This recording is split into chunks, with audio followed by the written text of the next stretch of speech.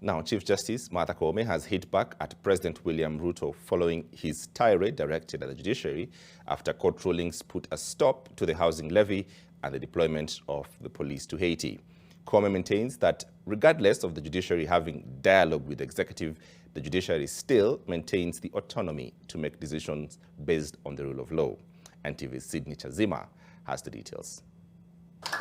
In what appeared to be a response channeled to President William Ruto and his political allies after their criticism of the judiciary, CJ Koome now maintains that no one will influence the decision-making of judges. We will never discuss the merit of a case.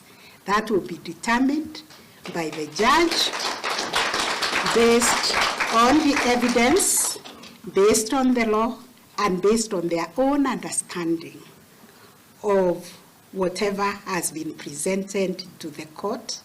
And if that decision turns out to be erroneous and not to be acceptable to any party, they should appeal. Last week, President Ruto was dealt blows by the courts, with the housing levy and the deployment of the police to Haiti being put on hold. President Ruto and his allies didn't hold back, lashing at the judiciary, citing sabotage. It is deceitful for you to sabotage the opportunity for other Kenyans also to get a job in other parts of our economy.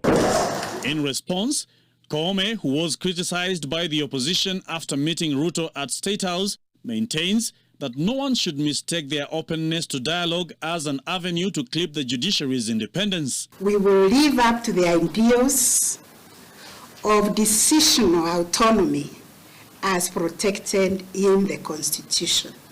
Even when we open ourselves up to dialogue, one thing we will not open ourselves to is our decisional-making independence. Several legislators allied to the president have since been vocal about their intention to trim the judiciary's budget in what appears to be a thinly veiled attempt to cower the courts to submission. Mahali pesa inatoka ni kwa ushuru. Na hii judiciary ndio inasimamisha ushuru yako. Mimi naona hapo kama tutakosana kidogo. Mimi naona kama ikifika bunge tutafunga kingine. Koome has vowed to soldier on in the wake of the attacks. Only an independent judiciary can safeguard the rule of law and ensure state stability. The opposition too wants Ruto and his allies to keep off the judiciary. Azimio stands for the rule of law and supports the need for an independent and professional judiciary.